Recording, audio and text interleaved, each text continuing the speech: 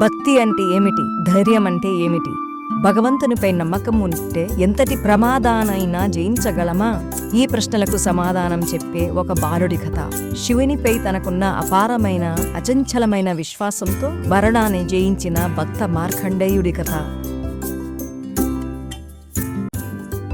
చాలా సంవత్సరాల క్రితం మృఖండు మహర్షి అనే గొప్ప ఋషి ఉండేవాడు.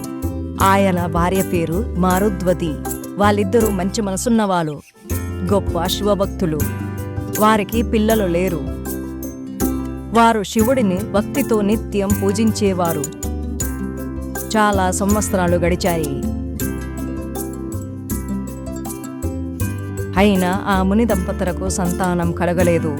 నాదా, పిల్లలు లేకుంటే మన జీవితానికి అర్థం లేదు.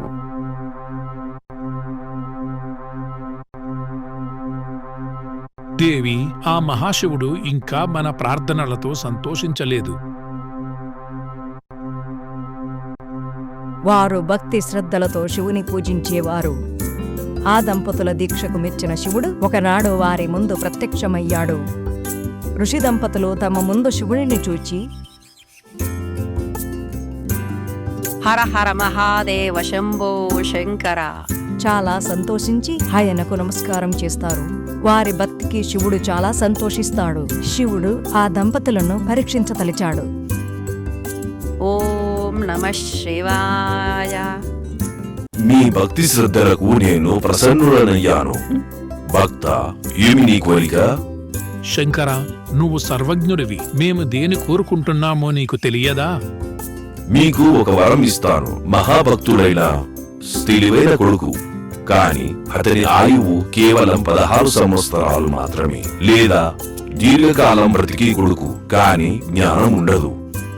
ఆ శంకరుని మాటలు విన్న ఋషి దంపతులు అయోమయంలో పడతారు. వారి సహనానికి మరో పరీక్షగా వారు భావిస్తారు. మారుద్వతి శివుడితో ఇలా అన్నాడు, ఈశ్వర, మేము స్వల్పకాలికమైన ప్రతిభావంతులైన బిడ్డను పొందాలనుకుంటున్నాము. అలాంటి బిడ్డ చరిత్రలో నిలిచిపోతాడు.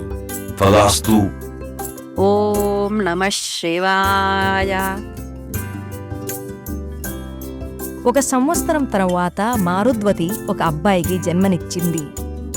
మరియు ఆ దంపతులు అతనికి మార్కండేయ అని పేరు పెట్టారు.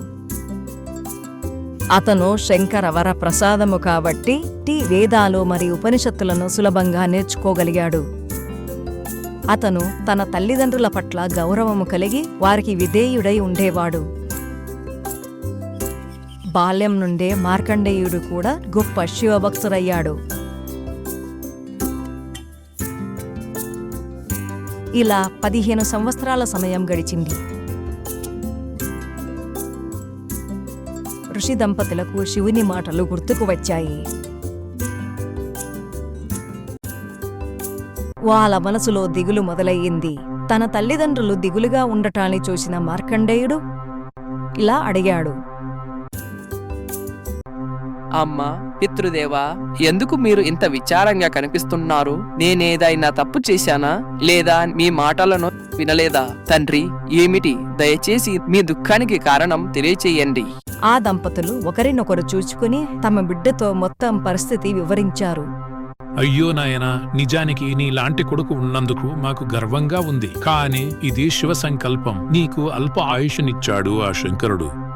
అంతా విన్న మార్కండేయుడు, అమ్మా, మీరు ఆనందాన్ని తిరిగి పొందటానికి నేను నా శాయశక్తులా ప్రయత్నిస్తున్నాను అని మార్కండేయుడు తన తల్లిదండ్రులతో అన్నాడు.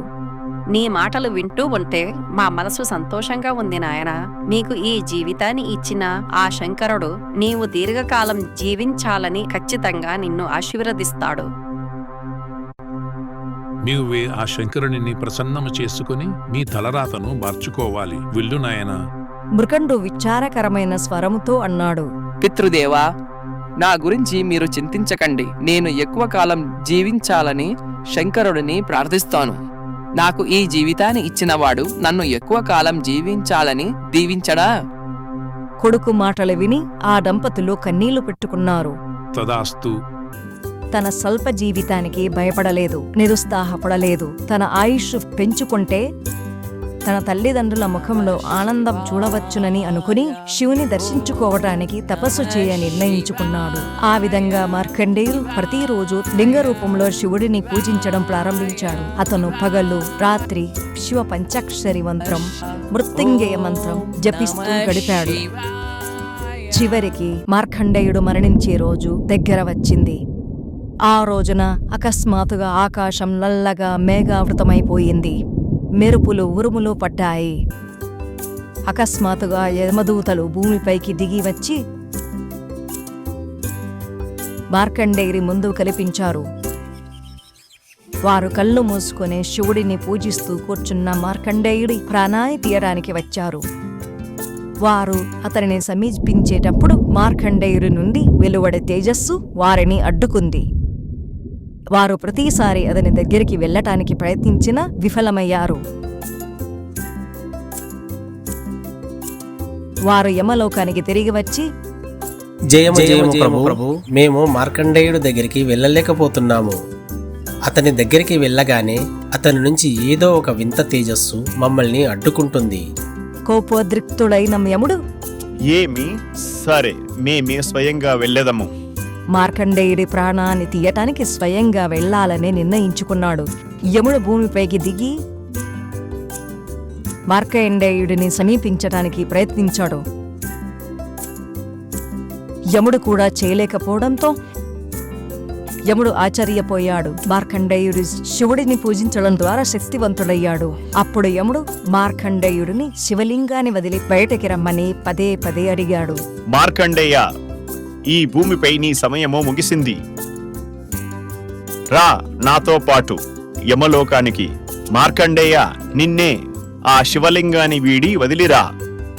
లేదు యమధర్మరాజా, నువ్వు నన్ను తీసుకెళ్లలేవు. ఆ శంకరుడు నా యందు ఉన్నాడు, నన్ను రక్షిస్తాడు. ఓం నమః శివాయ, ఓం నమః శివాయ, ఓం నమః శివాయ.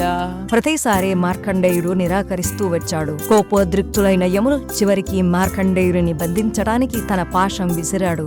అది మార్కండేయుడిని చేరే సమయానికి అతను కళ్ళు మూసుకుని శివలింగాన్ని గట్టిగా కౌగులించుకుని ఓం నమః శివాయ అని బిగ్గరగా జపించడం మొదలుపెట్టాడు. ఆ పాశం శివలింగంతో పాటు మార్కండేయుడి మెడ చుట్టూ చిక్కుకుంది. యముడు పాశం లాగడానికి ప్రయత్నించాడు, కాని విఫలుడయ్యాడు. శివలింగం 2 భాగాలుగా విడిపోయింది. మహాదేవుడు తన త్రిశూలంతో లింగం నుండి బయటికి వచ్చాడు. నా భక్తుడిని తీసుకెళ్ళడానికి నీకు ఎంత ధైర్యం యమధర్మరాజా? హర హర మహాదేవ శంభో శంకర. మహాదేవ, దీనికి నేను చాలా చింతిస్తున్నాను. కానీ ఈ భూమిపై మార్కండేయుడి సమయం ముగిసిపోయింది. కాబట్టి నేను అతన్ని నాతో తీసుకెళ్లడానికి వచ్చాను. మీరు నా భక్తుడు మార్కండేయుడిని తీసుకెళ్లలేరు. ఇప్పుడు అతనికి అసాధారణ శక్తులు ఉన్నాయి. అంతేకాక అతను మరణాన్ని జయించాడు. మేల్కొన్న మార్కండేయుడు తర్వాత ఏమి జరిగిందో గ్రహించి శంకరుడి ముందు సాష్టాంగ నమస్కారం చేశాడు. శివుడు మార్కండేయుడికి దీర్ఘాయువుతో దీవించాడు. దేవతలందరూ భక్త మార్కండేయుడిపై పూలవర్షం కురిపించి ఆశీర్వదిస్తూ ఉండగా యముడు శివునికి నమస్కరించాడు.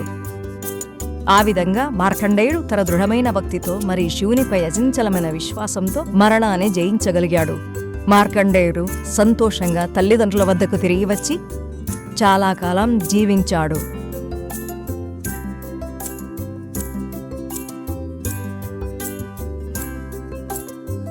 మరిన్ని కథల కోసము సబ్స్క్రైబ్ బటన్ నొక్కండి. లైక్ చేయండి, బెల్ బటన్ నొక్కండి.